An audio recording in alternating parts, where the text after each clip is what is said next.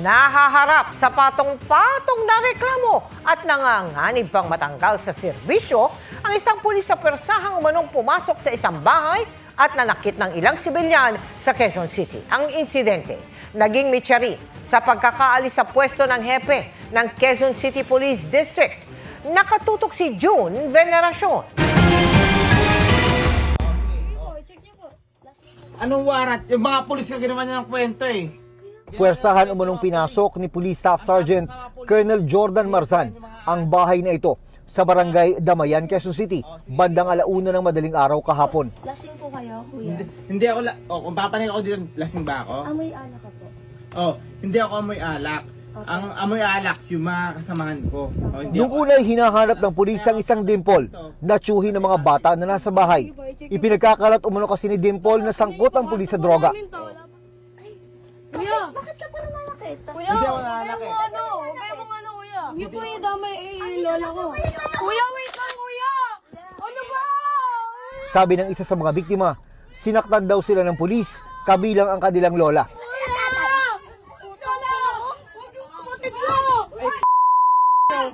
Ay! Wait lang, Nay! May balik! May kasalanan dito. Kuya, wag po kami! Ay! Balay!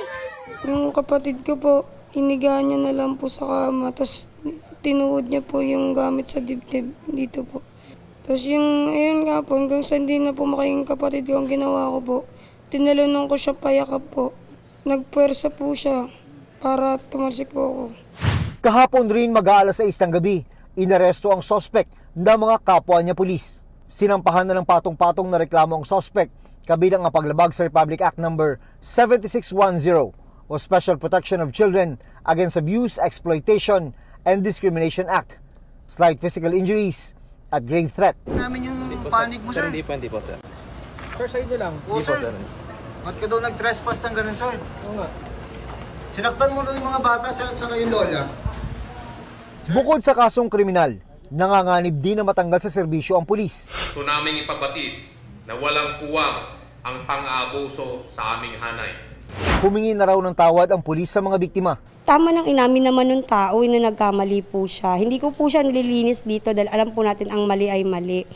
Pero wag po tayo masyadong mapanghusga. Kasunod ng insidente ay nirelieve sa pwesto si Quezon City Police District Chief Brigadier General Melesio Buslig. Inirelieve po natin si District Director because of course as I see it, hindi niyo po ini-report sa akin kaagad yung pangyayari. Nalaman ko ito dun sa mismong station commander. Bukod dyan, nasangkot din umano ang mga pulis Quezon City sa pag-escort sa isang babaeng inmate papunta sa isang hotel noong Biyernes Santo. Accordingly, pumunta po doon para po i-meet yung family. Meron pong pulis tayo na sumama po doon sa hotel. Last Friday, naibalik din po. Dahil sa uling insidente naman, ay inalis din sa pwesto ang hepe ng SIDU na si Police Major Dondon Llapitan at 2 niyang tauhan. Sinusubukan pang makuha ang panig ng mga pulis na inalis sa pwesto. Nasa restrictive custody na raw ngayon ang 3 pulis na naalis sa kanilang pwesto habang isinasailalim sila sa investigasyon para malaman kung ano yung mga posibleng nalang pananagutan dahil sa nangyaring insidente noong Biyernes Santo. Posibleng maharap sila sa kasong kriminal at administratibo na maaari nilang ikadismiss. Na hindi naman authorized dapat na it's only the court who can give court order para ilabas siya. So that's a grave violation talaga. Iniimbestigahan din kung may nabayaran at kung ngayon lang may inmate na nakalabas ng walang utos ng korte. Para sa GMA Integrated News, June Veneracion, nakatutok, 24 oras.